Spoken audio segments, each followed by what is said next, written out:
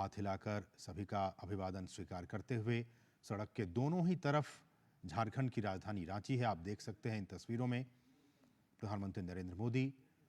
Road show के जरिए चुनाव प्रचार करते हुए। बहुत ही महत्वपूर्ण और ये सीट चूंकि रांची लोकसभा सीट है और हम आपको इस रोड शो के जरिए और इसके बैकग्राउंड में हम आपको ये जानकारी दे दें कि झारखंड की जो ये रांची लोकसभा सीट है जहां की इस वक्त प्रधानमंत्री नरेंद्र मोदी रोड शो कर रहे हैं, यहां लगभग हर चुनाव में बीजेपी और कांग्रेस में ही सीधे तौर पर टक्कर होती रही है। 2014 की बात की जाए जब प्रधानमंत्री पहली बार प्रधानमंत्री बने, फिर 2019 चुनाव की बात की जाए, लोकसभा चुनाव की बात की जाए, इन दोनों ही चुनावों में यहां बीजेपी ने कांग्रेस को शिकस्त देकर अपना दबदबा बरकरार रखा था। और फिर 2024 लोकसभा का चुनाव इस साल अब से कुछ ही दिनों के बाद वहां पे झारखंड में खासकर रांची में चुनाव होने वाले। हमारे साथ हमारे सहयोगी भी वहां मौजूद हैं, इन तमाम चीजों को देख रहे हैं, समझ रहे हैं। दिवाकर हमारे साथ मौजूद हैं। दिवाकर, जैसा कि हमने कहा कि 2014 की बात की जाए, 2019 की बात की जाए, बीजेपी और कांग्रेस के बीच में सीधी टक्कर रही है और इन दोनों चुनावों में खासकर अगर मैं रिसेंट पास्ट की बात करूं तो बीजेपी ने यहां पे कांग्रेस को हराकर यहां से अपने सांसद को लोकसभा में भेजा है। ऐसे में प्रधानमंत्री खुद इस वक्त वहां पे मौजूद है, रोड शो कर रहे हैं। क्या कुछ लोगों की प्रतिक्रिया और किस तरह से ये जो रोड शो है वो इस वक्त चल रहा है? देखिए, निश्चित तौर पर इस रोड शो को लेकर खासा उत्साह झारखंड के लोगों में है, क्योंकि झारखंड में जो चुनाव है वो चौथे चरण, पांचवें चरण, छठे चरण और सातवें चरण में हो रहा है। और जहां प्रधानमंत्री का ये रोड शो हो रहा है, ये राजधानी रांची है और यहाँ पर छठे चरण में चुनाव होना है रांची संसदीय क्षेत्र में। अब हम थोड़ी सी बात करें कि किस तरीके से प्रधानमंत्री का ये रैली आगे बढ़ता जा रहा है। और ये जो रोड शो हो रहा है ये एकदम रांची के हृदय में बसा हुआ भारत माता चौक है और यहाँ से रातू रोड तक ये रोड शो प्रधानमंत्री का होना है। जो आप देख रहे हैं कि खुली जीप में प्रधानमंत्री अपने कमल के निशान के साथ हाथ में लिए हुए लोगों का अभिवादन स्वीकार कर रहे हैं और धीरे धीरे जो उनका कारवां है वो आगे बढ़ता जा रहा है। और लगातार लोगों की तरफ से प्रधानमंत्री की जयकारे और फूल की बारिश लगातार दोनों तरफ, सड़कों की दोनों तरफ लोगों का हुजूम उमड़ पड़ा है। भीषण गर्मी और हीट वेव होने के बावजूद जिस तरीके से दोपहर के बाद से ही सड़कों पर प्रधानमंत्री को देखने के लिए लोगों की लंबी लंबी कतार देखने को मिल रही थी, तो उसका आप कह सकते हैं कि प्रधानमंत्री का जो क्रेज है वो निश्चित तौर पर राजधानी रांची में देखने को मिल रहा है। और स्वागत के लिए भारी संख्या में लोगों का हुजूम उमड़ा है। दोनों ओर सुरक्षा को लेकर बैरिकेडिंग भी की गई है। तो इस तरह के तमाम इंतजाम यहाँ पर किए गए हैं और लगातार जो है वो प्रधानमंत्री के कटआउट को लेकर लोग खड़े हैं और प्रधानमंत्री के जयकारे लगा रहे हैं। तो आप समझ सकते हैं, चाहे वो बच्चे हो, बुजुर्ग हो, महिलाएं काफी संख्या में यहाँ पर दिख रही हैं कि किस तरीके से वो प्रधानमंत्री का अभिवादन करने के लिए यहाँ पर पहुंची है। तो हम निश्चित तौर पर कह सकते हैं कि प्रधानमंत्री को लेकर एक गजब का उत्साह यहाँ पर देखने को मिल रहा है। जगह जगह पर लोग जो है, क्योंकि अब शाम का समय भी हो गया है, तो लोग मोबाइल लाइट के जरिए भी प्रधानमंत्री का अभिवादन कर रहे हैं। लोग एक साथ मोबाइल की लाइट जला रहे हैं और उसके बाद एक तरीके से प्रधानमंत्री का वो वेलकम कर रहे हैं। प्रधानमंत्री नरेंद्र मोदी आज सबसे पहले जब झारखंड पहुंचे थे तो उन्होंने सिंहभूम में, जो सिंहभूम संसदीय सीट है, वहां के चाईबासा में उन्होंने एक पब्लिक रैली की और उसके बाद वो रांची पहुंचे। प्रधानमंत्री का 2 दिन का झारखंड का दौरा है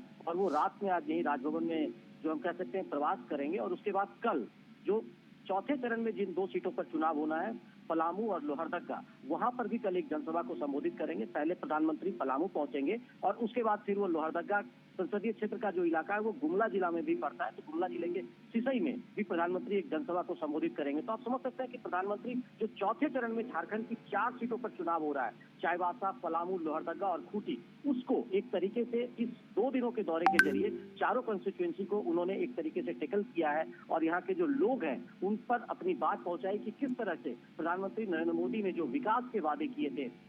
जो मोदी की गारंटी है, उसका एक विश्वास पैदा करने की कोशिश उन्होंने रोड शो के जरिए और यहाँ पर जो आज उन्होंने जनसभा सिंहभूम में किया है उसके जरिए भी उन्होंने करने की कोशिश की है। जी दिवाकर, चूंकि हम इस रोड शो के जरिए या फिर जब प्रधानमंत्री जब किसी लोकसभा क्षेत्र में जाते हैं चुनावी सभा को संबोधित करने के लिए, और हम जब अपने सहयोगियों से बात करते हैं तो उस सीट का जो समीकरण क्या है,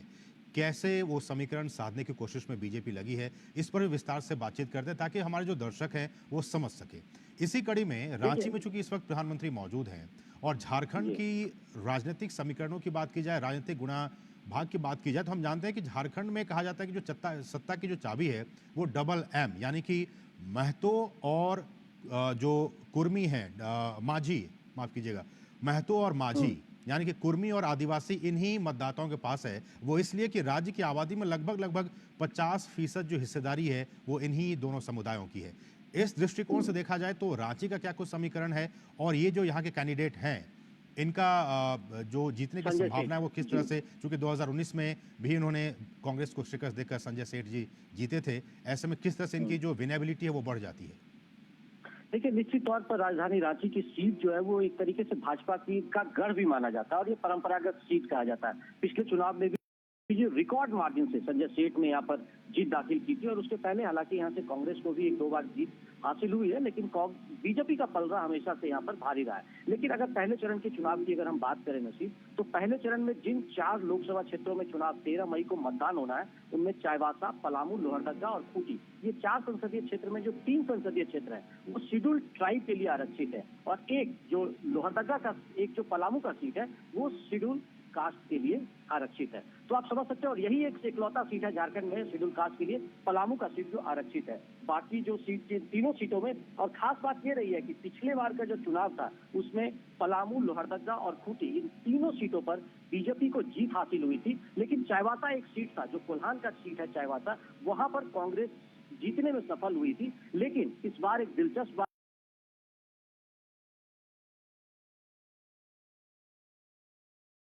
बात यह है कि चाईबासा में जिस बार जिन्होंने पिछली बार हाथ खिलाया था, उन्होंने इस बार बीजेपी का दामन थाम लिया है गीता कोड़ा ने, और इस बार वो कमल खिलाने की कोशिश में वहां पर लगी हुई है। और प्रधानमंत्री ने आज सिंहभूम में देख रहे थे कि किस तरीके से उन्होंने हुंकार भरी है, और उसके बाद अपोजिशन पर तो उन्होंने एक तरीके से वादा खिलाफी का आरोप लगाया और किस तरह से झारखंड में सरकार चल रहा है इस पर भी उन्होंने निशाना साधा। और साथ ही साथ उन्होंने अपने विकास, उनकी जो उपलब्धियां है कि किस तरीके से वुमेन एम्पावरमेंट को लेकर काम किया, तमाम अपनी उपलब्धियां भी गिनाई।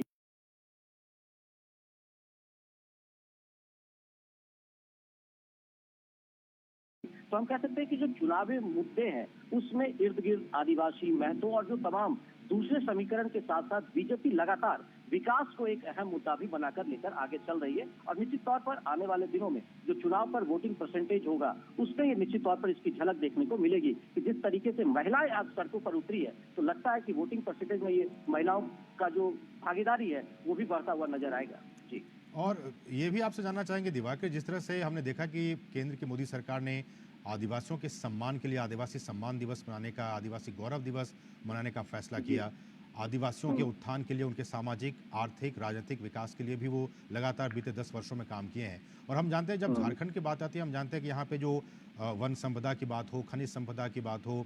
इन तमाम संपदाओं के होने के बावजूद भी अगर मैं कहूँ कि जो वर्तमान सरकार है, राज्य की सरकार, उन्होंने आदिवासियों के लिए, चूंकि ये आरोप लगातार बीजेपी लगाती रही है कि वो जितना काम करना चाहिए, इतनी संपदाएं होने के बावजूद भी उस तरीके से झारखंड का विकास नहीं हुआ है। ऐसे में क्या आप जब कह रहे हैं कि विकास एक मुद्दा है, तो विकास के मुद्दे के इस केंद्र में क्या आपको लगता है कि आदिवासी का विकास और इतने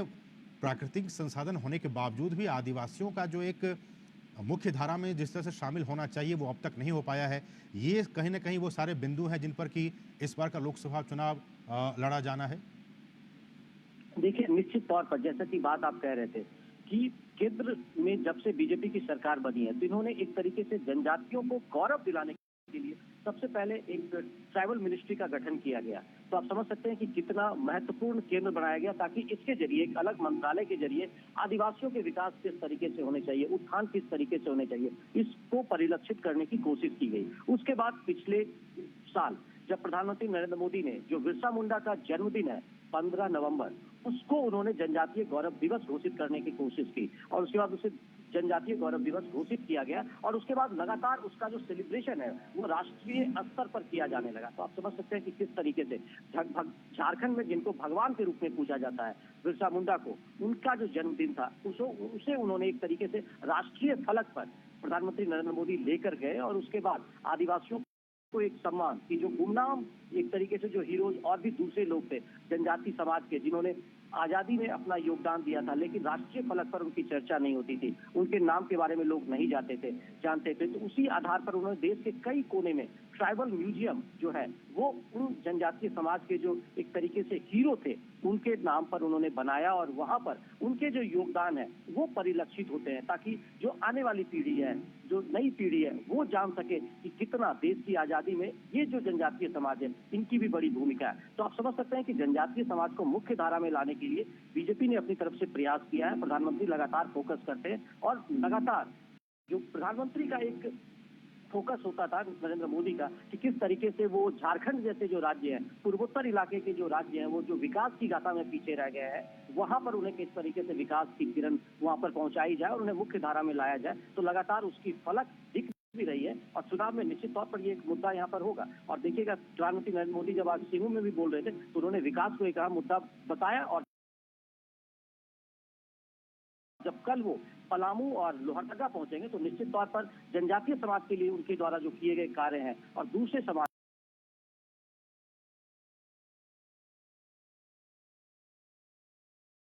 और झारखंड में जो नक्सलवाद का उन्मूलन हुआ है उसको किस तरीके से केंद्र सरकार ने उस पर कंट्रोल किया है, ये तमाम मुद्दे निश्चित तौर पर चुनाव में आने वाले दिनों में एक अहम मुद्दा होगा।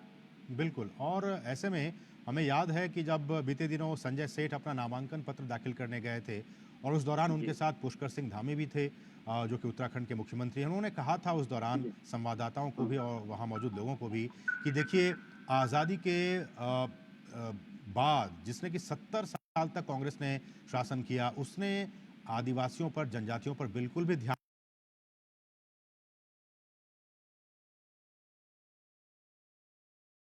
नहीं दिया। लेकिन बीजेपी और मोदी जी ही हैं जो कि हर वर्ग के लिए सोचते हैं। तो मुझे लगता है कि अब इस तरह की बातें कि बीते 60-70 सालों में कांग्रेस ने कुछ नहीं किया और बीते 10 सालों में आदिवासियों के लिए, जनजातियों के लिए जो काम किया गया वो हमारे आपके सामने है। मुझे लगता है ये सारी बातें कहीं ना कहीं जो वोटर्स हैं झारखंड के, खासकर आदिवासी, हमने कहा कि जो अच्छी खासी आबादी है, उन तक वो बातें पहुंचती हैं, पहुंच रही होंगी। और जब वोटिंग का टाइम होगा उस वक्त और नतीजों में भी ये सारी चीजें परिलक्षित हो सकती हैं। देखिए, निश्चित तौर पर जनजातीय समाज जो है वो हमेशा से ये मानता रहा है और ये चीज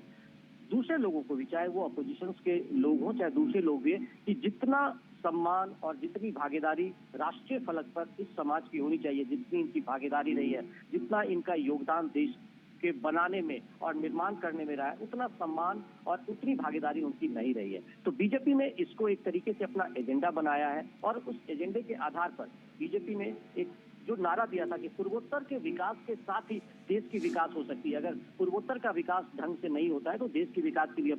परिकल्पना नहीं कर सकते हैं। तो आप समझ सकते हैं कि किस तरीके से प्रधानमंत्री नरेंद्र मोदी लगातार उसको फोकस करते हैं और उन्होंने झारखंड को एक केंद्र बिंदु भी उन्होंने बनाया था। पिछली सरकार जब 2014 से 19 की उनकी सरकार थी तो कई केंद्र सरकार को जो कहा जाता था कि झारखंड जो है वो लॉन्चिंग पैड है, कोई भी बड़ी योजना अगर केंद्र सरकार की लॉन्च होती है तो वो झारखंड से लॉन्च हो रही थी, चाहे वो आयुष्मान भारत योजना हो, चाहे कई अन्य योजनाएं हो, तो तमाम तरह की योजनाएं यहाँ से लॉन्च होती है। तो आप समझ सकते हैं कि किस तरीके से उन्होंने झारखंड को केंद्र बिंदु बनाया था। तो निश्चित कहीं ना कहीं प्रधानमंत्री नरेंद्र मोदी के मन में ये बात रहा होगा कि आदिवासियों का विकास जितना होना चाहिए था वो विकास नहीं हुआ है, इसलिए आदिवासियों का विकास, महिलाओं की सशक्तिकरण को लेकर लगातार प्रयास किए गए और उसको फोकस कर कई योजनाएं नरेंद्र मोदी ने शुरू की थी। जी, ऐसे में चूंकि मुकाबला रांची में है, चूंकि प्रधानमंत्री इस वक्त रांची में है दिवाकर, और रांची अगर लोकसभा सीट की बात की जाए तो मुझे याद है, चूंकि मैं फिर से एक बार पुष्कर सिंह धामी की उन बातों को रिकॉल करना चाहूंगा जब वो थे वहां पे नामांकन के दौरान। उन्होंने कहा था कि देखिए, उन्हें पता चला कि जो इनके खिलाफ, संजय सेठ के खिलाफ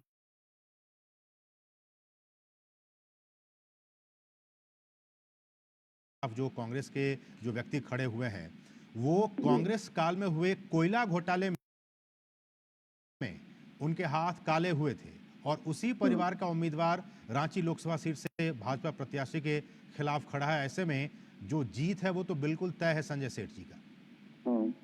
देखिए, निश्चित तौर पर इस तरह के आरोप प्रत्यारोप और जुबानी जंग, क्योंकि 13 मई को ही अब यहाँ मतदान होना है, तो निश्चित तौर पर इस तरह के जुबानी जंग यहाँ पर शुरू हो गए। और जो नसीब आप बात कर रहे हैं, निश्चित तौर पर क्योंकि सुबोध कांत सहाय इस बार चुनाव में वो केंद्रीय मंत्री भी कांग्रेस के कोटे से, कांग्रेस जब यहाँ जीती थी तो वो केंद्रीय मंत्री भी रहे थे, तो लेकिन सुबोध कांत सहाय को इस बार टिकट नहीं मिलकर उसकी जगह पर उनकी बेटी को इस बार यहाँ पर कांग्रेस ने अपना उम्मीदवार बनाया है। वो एक तरीके से नए चेहरे हैं, पहली बार वो चुनाव लड़ रही हैं। तो ऐसे में लगातार ये कहा जा रहा है कि संजय सेठ का पलड़ा उस हिसाब से काफी भारी है, क्योंकि उन्होंने जिस तरीके से, संजय सेठ भी लगातार ये बात कर रहे हैं कि विकास, उनके क्षेत्र में विकास हुआ है, वो विकास के दावे को लेकर लगातार लोगों से संवाद कर रहे हैं, अपनी बात रख रहे हैं। और कांग्रेस ने,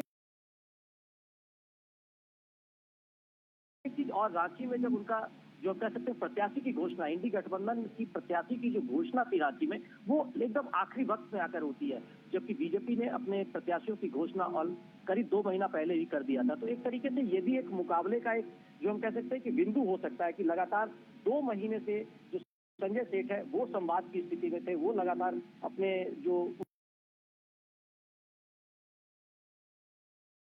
उनके, हम कह सकते हैं लगातार वो प्रखंड में, ब्लॉक में, लगातार सब जगह ग्रामीण इलाकों में जाकर लगातार लोगों से संवाद कर रहे थे, अपनी बात रख रहे थे कि किस तरीके से उन्होंने 5 सालों में रांची को एक राजधानी बनाने की कोशिश की है, कि किस तरीके से राजधानी एक और बड़ी बात है कि राजधानी बने हुए करीब 24 साल हो गए हैं रांची को, लेकिन अभी तक यहाँ पर कोई फ्लाईओवर नहीं था, लेकिन वो फ्लाईओवर बनता हुआ यहाँ पर दिखता है। तो इस तरह के तमाम जो दावे हैं वो संजय सेठ की ओर से किए जा रहे हैं कि उनके प्रयासों से ये सब परिलक्षित हुआ है। तो इस तरह के दावे किए जा रहे हैं और लगातार वो लोगों के बीच संपर्क करने की कोशिश कर रहे हैं कि रांची को उन्होंने संवारने की कोशिश की है, एक राजधानी बनाने की कोशिश की है, और जनता उन्हें अगर और मौका देती है अगले 4-5 सालों के लिए, तो निश्चित तौर पर राजधानी का शक्ल जो होगा वो बदलेगा और रांची एक खूबसूरत शहर के रूप में उभर कर सामने आएगा। तो ये दावे इनकी तरफ से की जा रही है। हालांकि कांग्रेस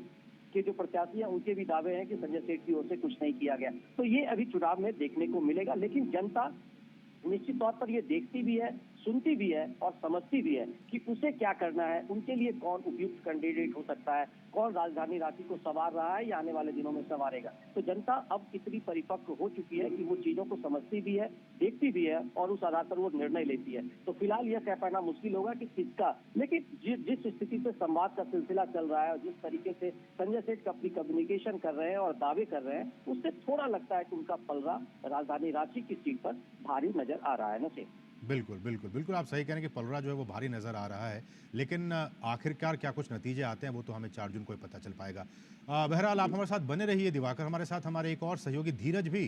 इस पूरे कार्यक्रम को कवर कर रहे हैं, प्रधानमंत्री के रोड शो में इस वक्त वो मौजूद भी हैं। धीरज, किस तरह की जो प्रतिक्रियाएँ हैं आपको मिल रही हैं, किस तरह का उत्साह और जोश का माहौल इस वक्त आप रांची की सड़कों पर देख पा रहे हैं?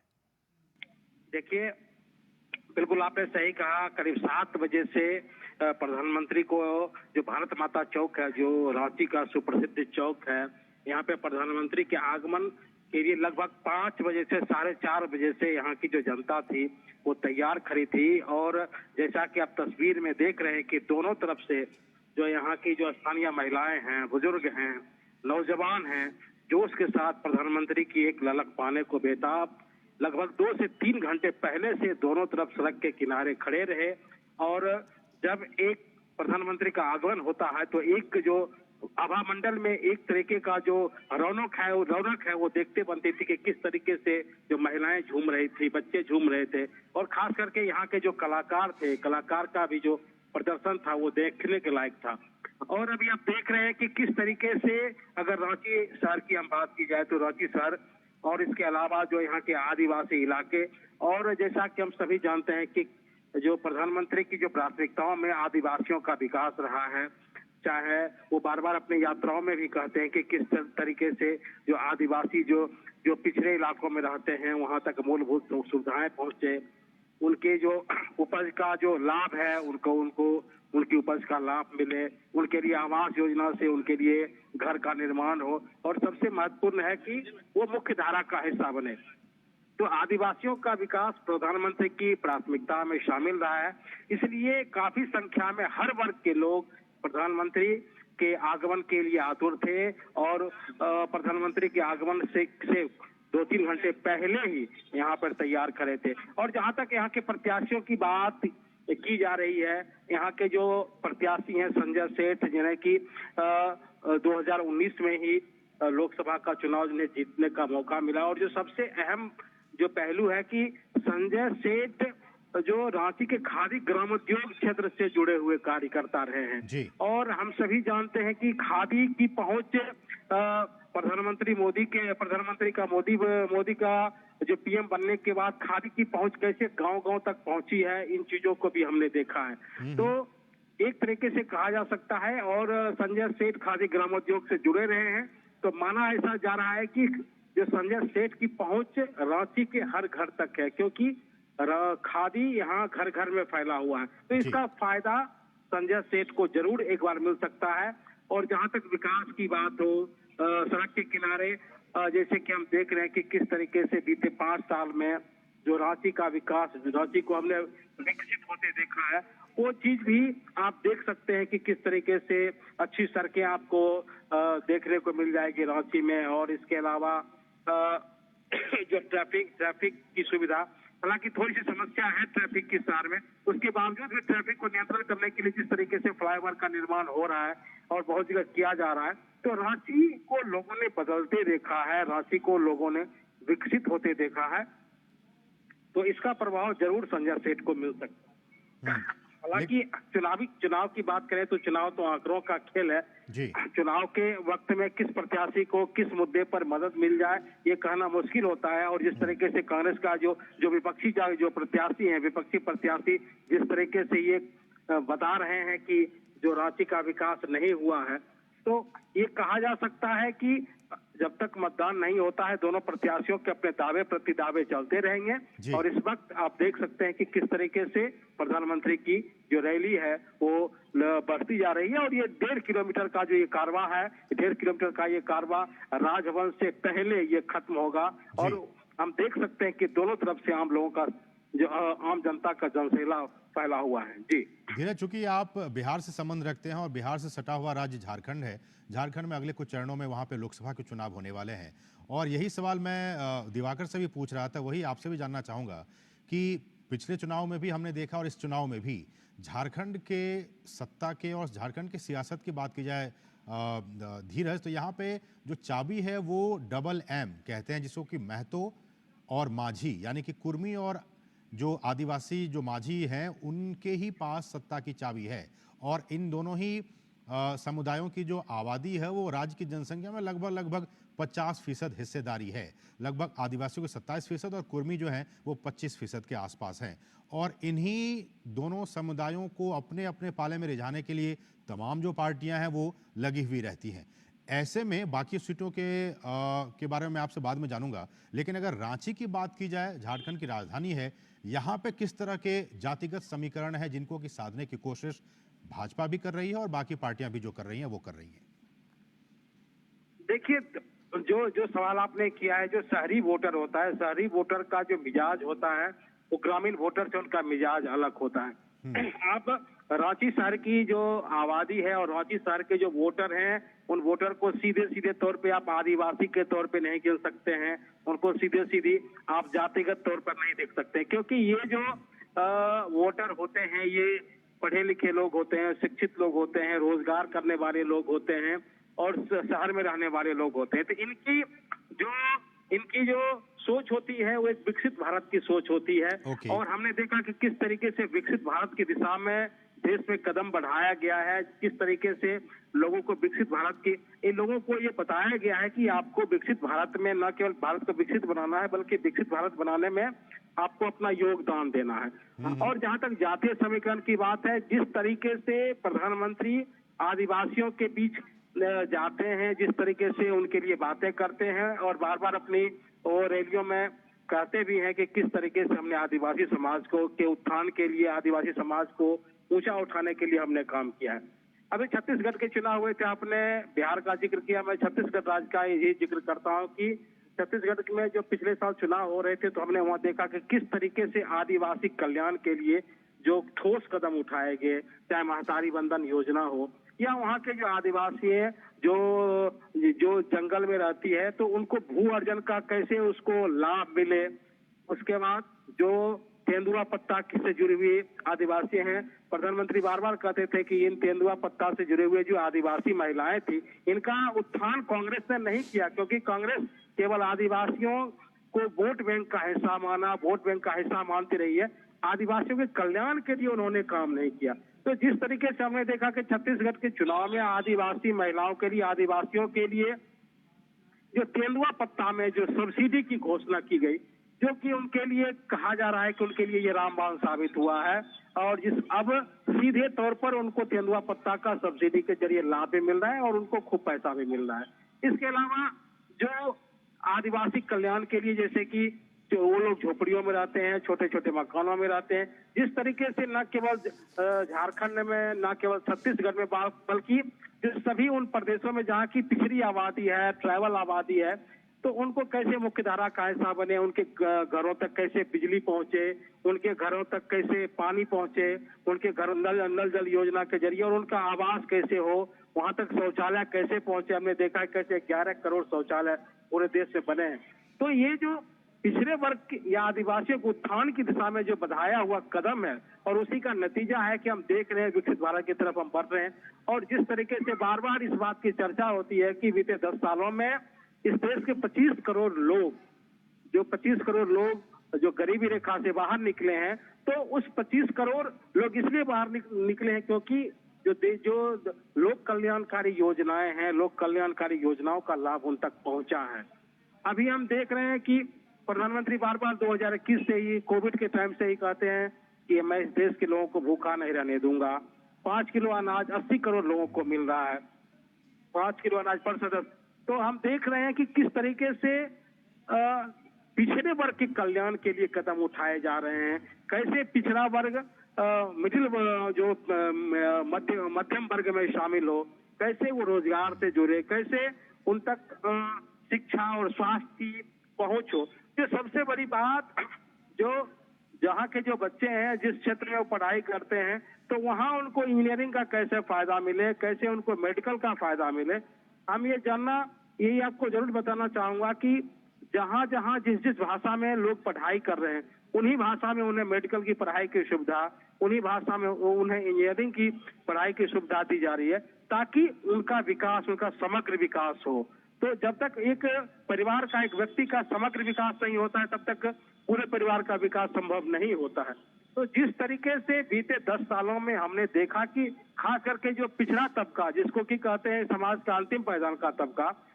उसने जिस तरीके से विकास की मुख्य धारा में शामिल होने का उसे मौका मिला, उन्हें अपने परिवार, अपने समाज, अपने गांव की प्रगति करने का मौका मिला, तो वो जो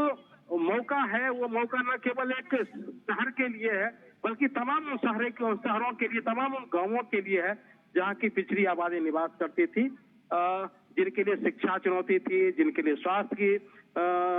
स्वास्थ्य चुनौती थी, और जिस तरीके से उनको शिक्षा से लेकर स्वास्थ्य की सुविधाएं दी गई। तो ये अपने आप में एक बहुत बड़ा कदम है। और खास करके प्रधानमंत्री का हमेशा ख्याल रहता है कि जो अंतिम पायदान का व्यक्ति है, अंतिम पायदान का व्यक्ति किसी तरीके से अपनी जिंदगी को बेहतर कर पाए, अपनी जिंदगी को बेहतर करके शिक्षित हो पाए और आगे अपना कदम बढ़ा सके। और जिस तरीके से हमने देखा कि आवास योजना हो या बाकी योजनाओं के जरिए उन तक जो पैसे पहुंचाने की भी कोशिश की गई। और जो सबसे बड़ी बात, एक जो अहम बात जो प्रधानमंत्री बार बार अपनी रैलियों में कहते हैं और अपनी कहते हैं कि लगभग 34,000 करोड़ रुपये उन्होंने टीबीटी के जरिए, डिजिटल इंडिया के जरिए जो लाभार्थियों के खाते तक पहुंचाए हैं। तो ये वही पैसा है जो पैसा सीधे तौर पर वो जो कमीशन खोरी में चला जाता था, या बार बार जो उसके बीच के जो बिचौलिए होते थे वो खा जाते थे। और जिस तरीके से डिजिटल इंडिया जबकि कैंपेन शुरू हुआ, तो उसके बाद लोगों के खाते खोले गए और लाभार्थियों के खाते में सीधे पैसे पहुंचाए गए। उन पैसों में किसी मुखिया या किसी जनप्रतिनिधि की हिस्सेदारी जो है उससे बच पाई। तो समग्र विकास का ये पैमाना है कि सरकार जो सीधे जो पैसा डाल रही है वो लाभार्थियों तक पहुंच रही है और लाभार्थियों को इसका सीधा लाभ मिल रहा है। उसी दिशा में हम देख सकते हैं, अगर रांची शहर को देखें तो रांची शहर भी उसी दिशा में, जिस तरीके से यहाँ की अच्छी सड़कें हैं, जिस तरह से यहाँ के अच्छे अस्पताल और जिस तरीके से यहाँ स्वास्थ्य से लेकर शिक्षा का विकास हुआ है, इसका फायदा जरूर जो भाजपा के प्रत्याशी संजय सेठ हैं उनको मिलने का। जी बिल्कुल धीरज, मैं आपको थोड़ा सा ब्रीथिंग स्पेस दे रहा हूँ। मैं कुछ जानकारी अपने दर्शकों के साथ साझा करना चाहता हूँ। जो रांची सीट का अगर हम इसके इतिहास की बात करें तो रांची जो लोकसभा सीट है वो रांची, हटिया, कांके, ईचागढ़, सिल्ली और खिजरी विधानसभा सीटों को मिलकर बनाया गया है, ये रांची लोकसभा सीट। और इस सीट पर झारखंड राज्य के बिहार से अलग होने के बाद हुए 2004 लोकसभा चुनाव में बीजेपी के लगातार 4 बार के सांसद राम टहल चौधरी को कांग्रेस के सुबोधकांत सहाय ने शिकस्त दी थी। वहीं 2009 में भी राम टहल चौधरी को सुबोधकांत सहाय से हार का सामना करना पड़ा। हालांकि 2014 में राम टहल चौधरी ने जोरदार वापसी की और सुबोधकांत सहाय को मात दी 2014 में। और इसके बाद 2019 के चुनाव में भी बीजेपी की ही जीत हुई थी, यानी कि बीते 2 लोकसभा चुनाव में, 2014 की बात कर ली जाए, 2019 की बात कर ली जाए, इन दोनों ही चुनावों में, लोकसभा चुनाव में बीजेपी के प्रत्याशी की यहां से जीत हुई थी। और इस दौरान संजय सेठ, जो कि इस बार भी लोकसभा के प्रत्याशी हैं रांची सीट से, उन्होंने कांग्रेस उम्मीदवार सुबोधकांत सहाय को हराया था। और इस सीट से बीजेपी के जो राम टहल चौधरी अब 1991, 1996, 1998, 1999 और 2014 में वो 5 बार सांसद रह चुके हैं। हालांकि कांग्रेस का भी यहाँ पे अच्छा खासा कब्जा रहा है। और हम आपको बता दें कि यही वो शहर है, महेंद्र सिंह धोनी, महान क्रिकेटर, उनका भी गृहनगर झारखंड की राजधानी रांची ही है और रांची को झरनों का शहर भी कहा जाता है। तो इस तरह से ये कुछ महत्वपूर्ण आपको मैंने जानकारी दी कि किस तरह से यहाँ पे जो हार और जीत में किस तरह से कौन सी पार्टियां जीतती रही हैं। ऐसे में धीरज, एक बार फिर से मैं आपका रुख करना चाहूंगा। और जैसा कि अपने संजय सेठ के नामांकन भरने के दौरान पुष्कर सिंह धामी मौजूद थे, जो कि उत्तराखंड के सीएम हैं, उन्होंने भी कहा था कि देखिए, ये केंद्र की मोदी सरकार ही है, नरेंद्र मोदी ही हैं जिन्होंने जनजातियों का, आदिवासियों का सम्मान किया, जनजातीय गौरव दिवस मनाने का फैसला किया। यही वो प्रधानमंत्री हैं जिनके कार्यकाल में एक आदिवासी व्यक्ति को राष्ट्रपति बनाया गया। द्रौपदी मुर्मू की बात उन्होंने की, तो उन्होंने ये कहने की कोशिश की कि देखिए किस तरह से आपका मान और सम्मान आदिवासियों का, जनजातियों का बढ़ाने का काम किया। और कई सारी योजनाएं हैं ट्राइफेड के जरिए, उनके जो वनोत्पाद हैं, वन उपज हैं, उनको खरीदने का काम किया। तो ये सारी चीजें कहीं ना कहीं उनके उत्थान के लिए, उनके विकास के लिए बीते 10 वर्षों में बीजेपी की सरकार केंद्र की करती रही है। धीरज, आप हमें सुन पा रहे हैं? लगता है हमारा संपर्क उनसे, हम समझने की कोशिश करेंगे तो सबसे अधिक लाभ आदिवासी वर्ग को इसका मिला है, क्योंकि आदिवासी वर्ग के साथ एक बहुत बड़ी चुनौती थी कि वो मुख्य धारा का हिस्सा नहीं थे। उन तक सुविधाएं बिल्कुल नगण्य थी। वहां तक उनके जो गांव थे, उनके गांव तक सड़कें नहीं पहुंचती थी, उनके बच्चे स्कूल नहीं जाते थे। तो ये एक प्रकार की बहुत बड़ी चुनौती उनके सामने थी कि उनकी जो पीढ़ी दर पीढ़ी जो उनके जो बच्चे थे वो मुख्य धारा का हिस्सा नहीं बन पाते थे। प्रधानमंत्री मोदी जबकि प्रधानमंत्री बनने के बाद उन्होंने आदिवासियों के कल्याण के लिए अलग से एक मंत्रालय का ही गठन किया और उस मंत्रालय के लिए न केवल मंत्रालय का गठन हुआ बल्कि उसके लिए फंडिंग की जो सुविधा है वो अलग से फंडिंग की सुविधा दी गई। और उस फंडिंग के लिए अलग से जो आदिवासी मंत्रालय को जो हमारे अर्जुन मुंडा केंद्रीय मंत्री ने बीते सालों में बहुत अच्छी तरीके से संभाला और किस तरीके से आदिवासी के बच्चों का कैसे उनका विकास हो, कैसे आदिवासी के बच्चे मुख्य धारा का हिस्सा बने, कैसे आदिवासी के बच्चे इंजीनियरिंग की पढ़ाई करें, मेडिकल की पढ़ाई करें, उसका विकास हुआ। खास करके मेडिकल कॉलेज की स्थापना आदिवासी इलाकों में भी हुई है। हम देख सकते हैं कि बस्तर के इलाकों में भी, जो छत्तीसगढ़ के बस्तर के इलाकों में भी मेडिकल कॉलेज की स्थापना की गई ताकि आदिवासी के बच्चे मुख्य धारा का हिस्सा बने। और जो आदिवासी के सामने दूसरी बड़ी जो समस्या रही है वो उनके वन उपज की समस्या रही है, क्योंकि आदिवासी मुख्य धारा का हिस्सा नहीं बनने के कारण उनका जो एक लंबा संघर्ष उनके जोत को लेकर रही है, क्योंकि उनको लगता था कि ये मेरा हिस्सा है, ये हमारी जमीन है। तो जिस तरीके से उनके वन उपज का जो फायदा देने की कोशिश सरकार की तरफ से की गई है, इसके बाद उनके जो जीवन में एक क्रांतिकारी बदलाव आया है, उनको फायदा मिला है, उनको कमाई का साधन मिला है और इसके अलावा उनके जीवन में खुशहाली भी आई है। और जहां तक आदिवासियों के विकास की बात, जो बार बार प्रधानमंत्री अपनी यात्रा अपने भाषणों में कहते हैं कि जिस तरीके से हमने आदिवासी महिलाओं का विकास किया, आदिवासी महिलाओं को हमने राष्ट्रपति के पद तक पहुंचाया, ये आदिवासियों के लिए गौरव की बात है, ये आदिवासियों के लिए सम्मान की बात है। इसके अलावा उन्होंने आदिवासियों के गौरव के लिए, आदिवासियों के सम्मान के लिए अलग से उन्होंने एक कैंपेन चलाया। आदिवासी गौरव दिवस की स्थापना हुई। खास करके जो आप देखेंगे झारखंड के इलाकों में बिरसा मुंडा की जिस तरीके से जगह जगह पर तस्वीर बिरसा मुंडा के नाम से आपको एयरपोर्ट, हर शहर के प्रमुख स्थलों पर बिरसा मुंडा के प्रतिमा आपको देखने को मिलेगी। कोशिश ये रही है कि आदिवासी न केवल मुख्य धारा का हिस्सा बने बल्कि अपने आप पे वो गौरव भी महसूस करें कि किस तरीके से आदिवासियों ने इस देश के उत्थान के लिए काम किया है। और प्रधानमंत्री बार बार आदिवासियों को उनकी गौरव यात्रा के बारे में जरूर अपने भाषण में चर्चा करते हैं कि किस तरीके से आदिवासियों ने इस देश को बचाने में, किस तरह के आदिवासियों का आंदोलन इस देश में, इस देश की अस्मिता को बचाने में, इस देश के गौरव को बचाने में रहा है। तो आदिवासी देश के जो मुख्य धारा का मूल रूप से हिस्सा बने, इसके लिए जिस तरीके से केंद्र सरकार की योजनाएं जमीन तक आई, जिस तरीके से वहां तक आवास योजना, वहां तक पानी की सुविधा, वहां तक नल के जरिए जल की सुविधा पहुंचाने की कोशिश हुई, वहां के जरिए आवास पहुंचाने की कोशिश हुई। ये तमाम कोशिशें इसलिए हुई कि ये जो तबका जो कि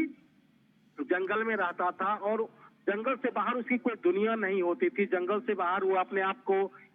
बिल्कुल अकेला मानता था या उसको लगता था कि ये मेरा शहर नहीं है, यहाँ हम निवास नहीं करते। और जिस तरीके से अब उस इलाके के लोग भी मेडिकल की पढ़ाई करके या इंजीनियरिंग की पढ़ाई करके मुख्य धारा का हिस्सा बन रहे हैं, वापस आ रहे हैं, शहर की तरफ आ रहे हैं, तो हम कह सकते हैं कि सरकार ने आदिवासियों के कल्याण के लिए जिस तरीके से बीते 10 सालों में कार्यक्रम चलाए हैं, और उस कार्यक्रम न केवल कार्यक्रम चलाया है, हमने अर्जुन मुंडा के कई कार्यक्रमों में मैं शामिल हुआ हूं और मैंने देखा कि किस तरीके से आदिवासियों को जंगल में रहने के बावजूद उनकी जो संपदा है, उनका जो हुनर है, उसके हुनर को कैसे उभारा जाए। आप देखेंगे कि आदिवासी के इलाकों में कुछ ऐसे सामान बनते हैं, चाहे बुनकर की तरीके के सामान हो या जो जिस तरीके से नई तरीके से वो अपने जो पौराणिक जो प्रथाओं से जोड़कर अपना जो सामान की बिक्री कर रहे हैं, तो उसको देखकर ऐसा जरूर लगता है कि बीते 10 सालों में जो आदिवासियों में जो बुनकर हैं या आदिवासियों में जो हुनरमंद लोग हैं, आदिवासियों में जो शिल्पी से जुड़े हुए लोग हैं या हथकरघा से जुड़े हुए लोग हैं, उन लोगों ने अपने हुनर को न केवल आदिवासी इलाकों में बल्कि अपने हुनर को देश विदेश तक पहुंचाया। और आप देख सकते हैं कि आदिवासी जो प्रोडक्ट हैं, जो कि जो सुदूर गांव में बनाए गए प्रोडक्ट हैं, उनके हस्तशिल्प को, उनकी चित्रकारी को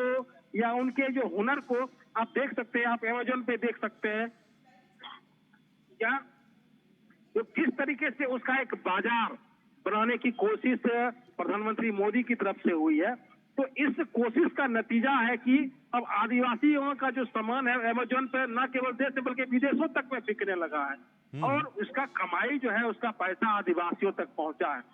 तो हम कह सकते हैं कि बीते 10 सालों में आदिवासियों के कल्याण के लिए, आदिवासियों के लिए विकास के लिए भारतीय जनता पार्टी ने बहुत ही शानदार काम किया है। जी बिल्कुल, धीरज हमारे साथ बने रहिए। हमारे साथ दिवाकर भी इस वक्त लगातार बने हुए हैं रांची से ही। दिवाकर, जिस बात का जिक्र लगातार धीरज कर रहे हैं कि बीते वर्षों में 10 वर्षों में जनजातियों के कल्याण के लिए, आदिवासियों के कल्याण के लिए जिस तरह से प्रधानमंत्री और केंद्र की मोदी सरकार ने किया, वो वाकई लाजवाब है। ऐसे में एक और उसमें ऐड करना चाहूँगा, फॉरेस्ट राइट एक्ट FRA, उसमें बहुत वर्षों से ये मांग थी कि उसमें संशोधन किए जाएं और केंद्र की मोदी सरकार ने उसमें संशोधन किया और उस संशोधन के बाद से जो एक अधिकार उन आदिवासियों को मिला जो जंगलों में रहते हैं, जो वहाँ के उपज पे ही डिपेंड हैं, इस तरह से उनको भी आर्थिक तौर पर मजबूत करने का काम किया और वो मुख्य धारा में शामिल हो सके। ये इसको कितना महत्वपूर्ण आप मानते हैं? देखिए, निश्चित तौर पर जनजातीय समाज के जो लोग हैं जो एक तरीके से जंगलों में रहते हैं, हमेशा से ये कहा जाता है कि जो उनकी जीवनचर्या है, उनका जो जीने की जो उनकी शैली है, उनके जो खान पान है, उनके रहन सहन है और उनकी आमदनी का जो जरिया है, वो कहीं ना कहीं प्रकृति से जुड़ा हुआ है। और जल, जंगल और जमीन इसीलिए उनका एक आंदोलन का एक स्वरूप हमेशा से रहा है। तो प्रधानमंत्री नरेंद्र मोदी की ये कोशिश रही थी, जो पिछले 10 सालों में केंद्र सरकार ने ये कोशिश की है कि किस तरीके से आदिवासियों के जो अधिकार है, जहां पर वो रहते हैं, और जो सस्टेनेबल डेवलपमेंट की बात होती है कि किस तरीके से एक सतत विकास की जो किरण है वो लोगों तक पहुंचे, उसके पर्यावरण को भी बचाया जा सके, उसके जो हमारे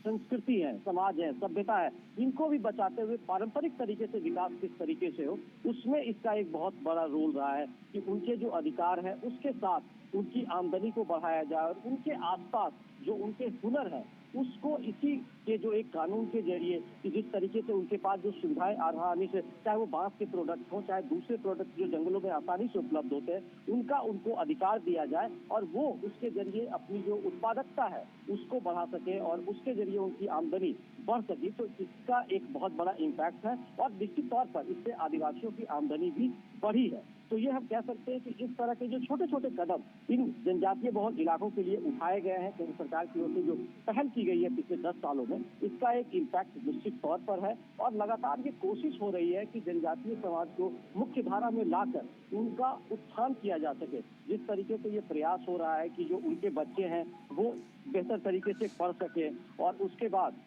जो उनके अधिकार हैं, उनकी आमदनी, जो दूसरे लोग चाहे वो पारंपरिक तरीके से खेती कर रहे हो, चाहे महिलाएं जो सेल्फ हेल्प ग्रुप के जरिए अपने आप को आत्मनिर्भर बनाने की कोशिश कर रही है, तो तमाम वैसे लोगों को अभी आपने देखा कि किस तरीके से एक नई जो योजना ड्रोन दीदी का जो कॉन्सेप्ट है उसको लेकर भी झारखंड की महिलाओं में गजब का क्रेज देखने को मिल रहा था। उसमें काफी संख्या में जो है वो आदिवासी महिलाएं आगे आई हैं कि वो उसका प्रशिक्षण लेकर अपने इलाके में ड्रोन दीदी का स्वरूप हासिल करेगी। और निश्चित तौर पर ये कहा भी जाता है कि आदिवासी जो महिलाएं होती है वो काफी सशक्त होती भी हैं और वो डिसीजन लेने वाली होती हैं, और उसकी झलक झारखंड में आप लगातार पिछले कुछ सालों में देख सकते हैं कि किस तरीके से यहाँ सेल्फ हेल्प ग्रुप का एक बड़ा नेटवर्क तैयार हुआ है और उसमें महिलाओं की बड़ी भूमिका है। तो इस तरह की तमाम जो विकास के आयाम हैं वो लगातार बढ़ रहे हैं, लेकिन अभी भी बहुत कुछ किए जाने की जरूरत है, क्योंकि